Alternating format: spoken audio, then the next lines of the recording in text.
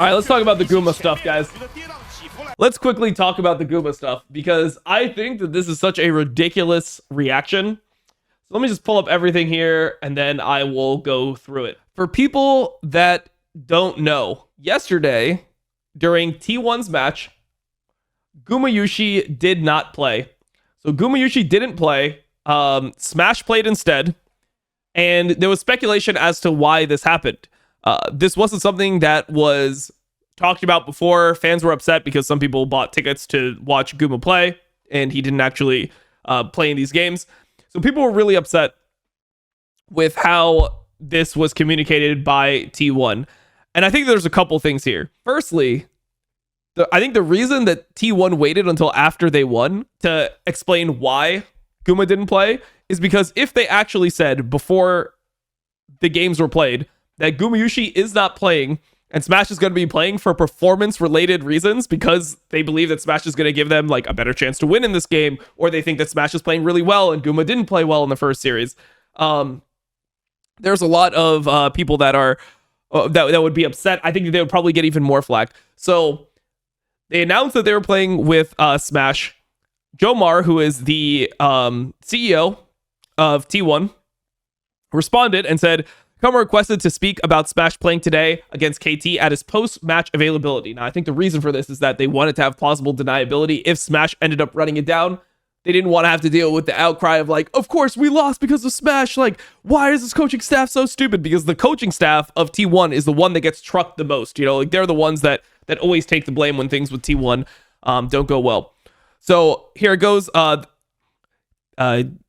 requested to speak about Smash at the press conference afterwards. This request was granted. That is why T1 did not make a post prior to the match. Please wait to hear directly from Kuma. And the response, like, you could scroll through this if you want. I kind of got in trouble for like going through a fan account, so I'm not gonna even like look at them. But if you want to go through, you'll see just like crazy things being upvoted, like Joe March needs to be beaten regularly. Like I quote retweeted one of the most upvoted comments, which was that Joe Marsh, he needs to be beaten regularly for this type of decision. Like people are really upset because they're like, oh, you're really hurting Guma's mental health. People are acting like absolutely insane about this decision. And the one thing that I would say is, if you're a real fan of T1, why would you not give Smash a chance if you think that he would make the team better? And I had a tweet about the situation, which is pretty much my thoughts, and I'll bring this in when talking about this.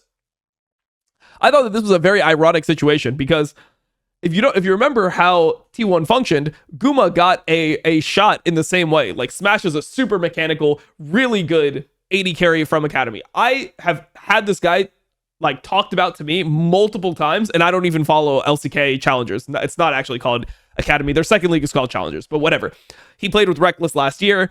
People thought he was really good. I know Cadro covered the games. Like he said that Smash was really insane. This guy just has insane hands. Reckless has said that he's really, really great player. And he looks good. I think the weirdest part is the outcry was still the same after Smash played the games and performed super well. Smash played the games and absolutely smurfed, looked completely insane, was able to play champions that Guma has always struggled with. So Guma has never been a huge Kaisa player. He's never been a huge Ezreal player. He's played Zeri, but he was never historically good on Zeri. Guma was more the type of guy that liked to play Caitlyn. He liked to play Xayah. His Xayah was really good. You know, his Senna was good at times. I mean, he pretty much played like more of the, like his Ashe, his Varus. I mean, he's played a lot of champions, but he didn't play a lot of the super mobile AD carries, and Smash looks good at that. So that's an advantage for the team. And I think that the irony of the whole situation is that the team, if the team actually had the mentality that the fans want here, where you just like stick with the players till the end, no matter what, they would have never even given Gumayusi a chance in the first place. He never even would be the AD carry for T1 because they would have just been like, oh, Teddy's like a great player. Look at how good he was. We almost made World Finals with him. We won LCK the year before. T1 has not won the LCK since 2022 spring. So this is going to come up on 3 years since they have last won their title in the LCK. They're trying to win the LCK, and the first matches didn't go well, so they're trying something different. They tried Smash, and he looked good. And it makes me feel like T1 fans are not actually even fans of T1. They just have this weird parasocial relationship with the players, where they love the players, and they don't care about the actual team anymore.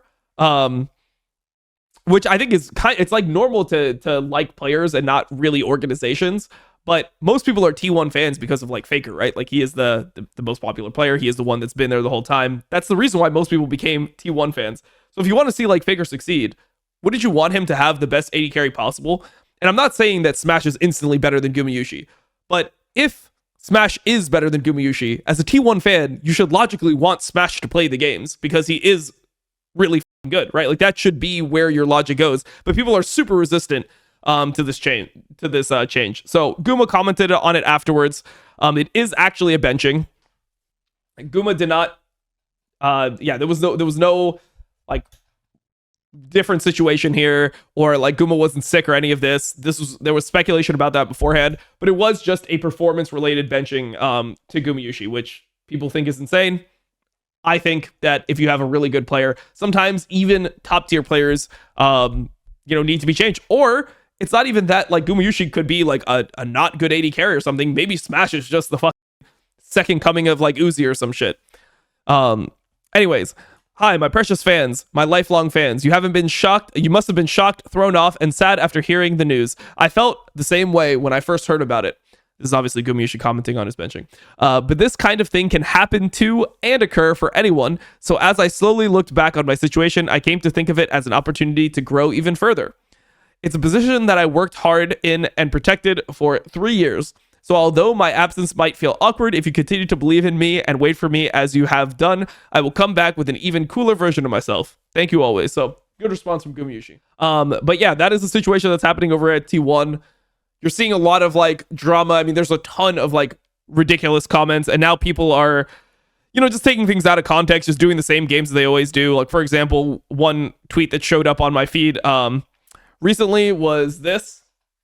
This was like one of the most viewed tweets that I've seen about the situation, where they're saying, I guess this is underperforming to you all. And they're showing like the stats from Worlds.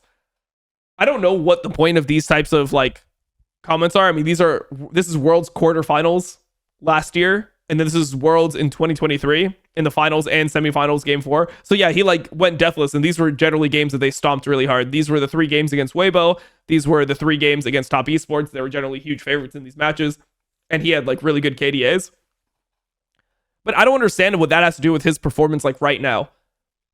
It's a completely new patch. It's 3 months in the future. This was literally years ago at this point, or a year and a half ago at this point.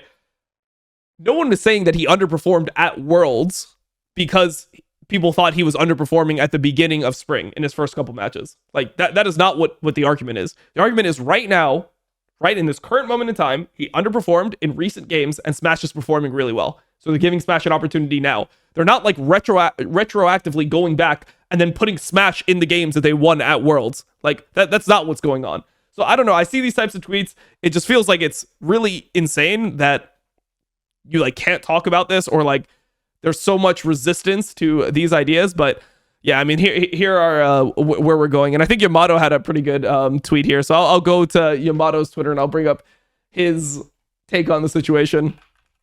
Or I mean, it's not really his take on the situation. He just said the same thing. I guess this is underperforming to you all or something. And it's just showing his like La Liga stats and, his stats from before. So that was Yamato's take on the situation, which I like. So yeah, it's a very strange time that we're in, but this is what's currently going on at T1. And of course, it's always super ill. There's always a lot of takes. I got called the racist because I'm like, this is a good thing that T1 did. Like, I think that if they want to be the best team possible, they can't be too stuck in their old ways. Like, you don't stay on top by being super stagnant. You need to be able to reflect and try to do the best things forward, and you have to make tough decisions. So I think this is something that's intelligent for T1 to try. I think this is a T1 organization and Team W, and this is just another fan L like we always have with the T1 organization. So yeah, like I was like, hey man, I think this is good. And then people were saying, oh, you're fucking racist. Like, you just don't understand the culture. It's like, I didn't even tweet anything crazy. I swear, you can look at my tweets. I tweeted nothing crazy. I said, this is not a good response. The tweet about Joe Marsh being beaten, I said, was unreasonable. That's all I said. I didn't attack anyone, but yeah, then you say this type of stuff. You're racist. They just throw labels on you. That's just pretty much how the world works nowadays. So there you go. That's the T1 breakdown of what's currently happening.